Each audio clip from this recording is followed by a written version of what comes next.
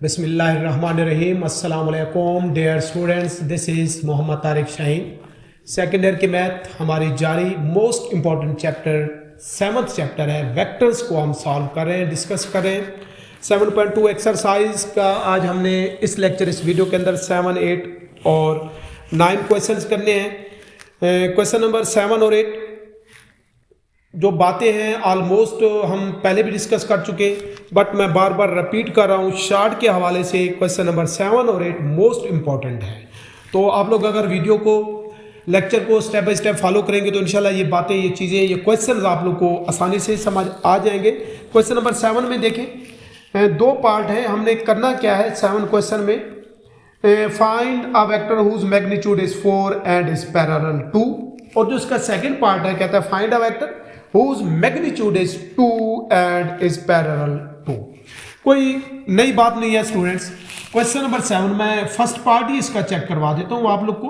Question number 7 first part, हमारे पास जो given vector है उसको मैं लेट कर लेता हूं कि वो क्या है, u के इक्वल है।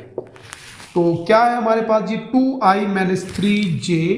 2i-3j प्लस हमारे पास क्या है 6k। हम रिक्वायर्ड वेक्टर जो है वो इसके पैरेलल है, बट उसका मैग्नीट्यूड जो है वो हमारे पास क्या है 4 है।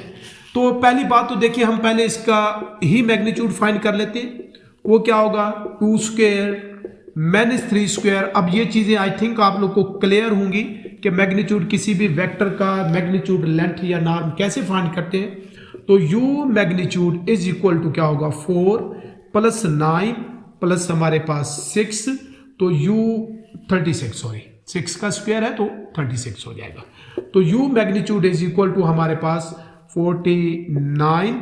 तो देन क्या बन रहा है जी, u magnitude is equal to 7 plus 7 है, लेंथ है तो ऑलवेज पॉजिटिव ही हम लेते हैं। तो अब जो रिक्वायर्ड वेक्टर होगा, रिक्वायर्ड वेक्टर जो हमारे पास क्या होगा पैरेलल टू u इज, वो अब क्या बनेगा हमारे पास, वो एक्चुअली हम क्या करेंगे स्टूडेंट्स, जो हम लेंगे पहले, चले इसका यूनिट वेक्टर भी ले लेते हैं। क्या कर लेते हैं, यूनिट वेक्टर क्या बनेगा u का, वो u ओवर u मैग्नीट्यूड। तो u का जो यूनिट वेक्टर होगा वो हमारे पास हो जाएगा 2i-3j plus 6k divided by इसका मैग्नीट्यूड हमने लिया हुआ है 7। तो इज इक्वल टू क्या होगा हमारे पास 2/7i, 3/7j और 6/7k। तो जो रिक्वायर्ड यूनिट वेक्टर होगा जो u के पैरेलल होगा वो हमारे पास क्या होगा, u 4 है उसका मैग्नीट्यूड और u से हम कर देंगे मल्टीप्लाई।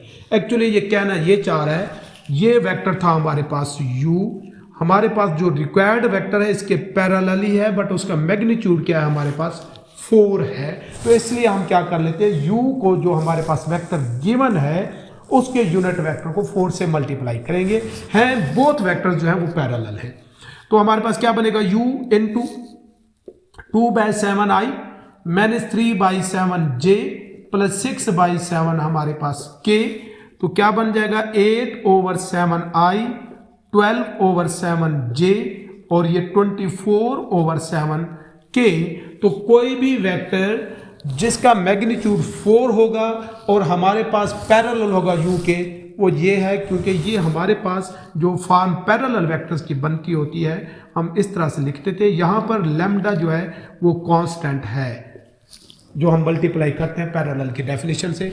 ये हमारा रिक्वायर्ड वेक्टर जो इसका बी पार्ट है, सेम स्टूडेंट्स यही है हमारे पास। क्या हम कह सकते हैं कि 2 से अब उसके मैग्नीट्यूड यूनिट वेक्टर फाइंड कर लेंगे और एंड रिजल्ट को हमने क्या करना है 2 से मल्टीप्लाई करना है। यहाँ तक आप लोग के पास ये 7th है। एक बात और भी बताता चलूँ जो नेक्स्ट क्वेश्चन में यूज होगी, अगर हमें यहाँ पर कहता कि अपोजिट डायरेक्शन में है, ये तो पैरेलल है, डायरेक्शन सेम है।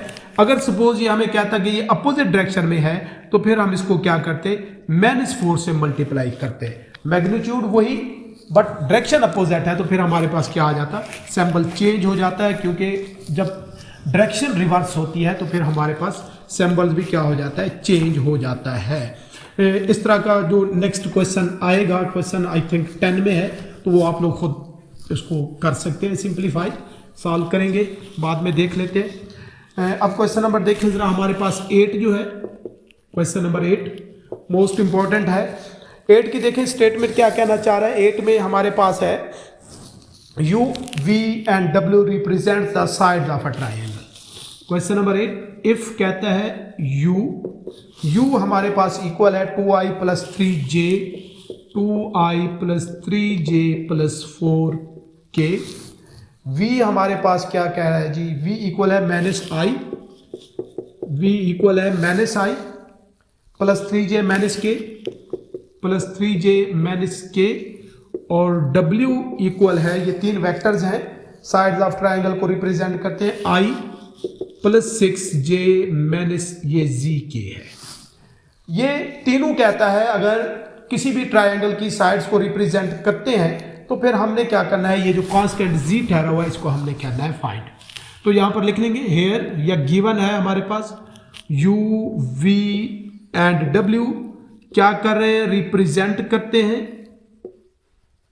रिप्रेजेंट साइड्स ऑफ ट्राइंगल, किसी भी ट्राइंगल की साइड्स को रिप्रेजेंट करते हैं।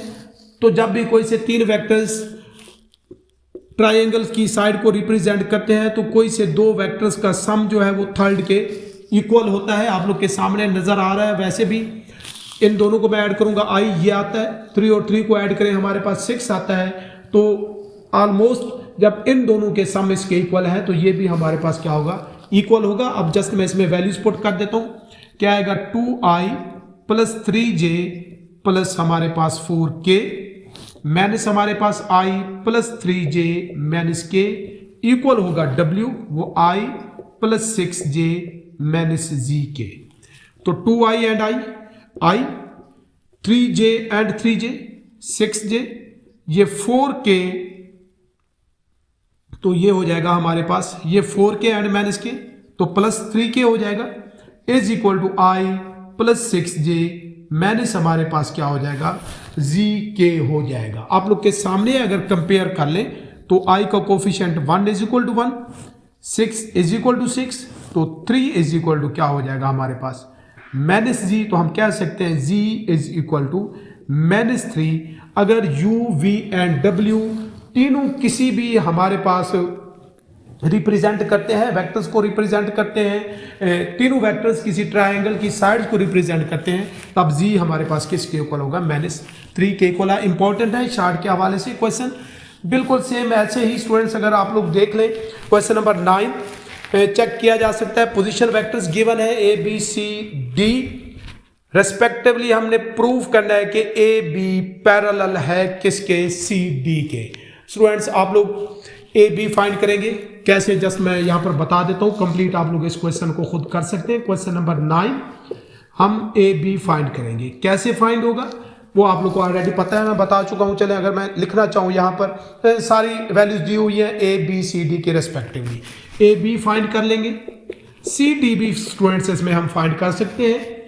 चारों ये vectors position vectors A B C D given है, तो एंड में आप लोग देखेंगे ए बी इक्वल होगा हमारे पास लैम्डा सी डी, ये बिल्कुल इक्वल बनेंगे। कोई कांस्टेंट जो है वो हमारे पास यहां से मल्टीप्लाई हो रहा होगा। जब ये फॉर्म बनेगी तो हम यहां पर एंड में फिर कह सकते हैं कि ए बी जो है वो पैरेलल है किसके, सी डी के।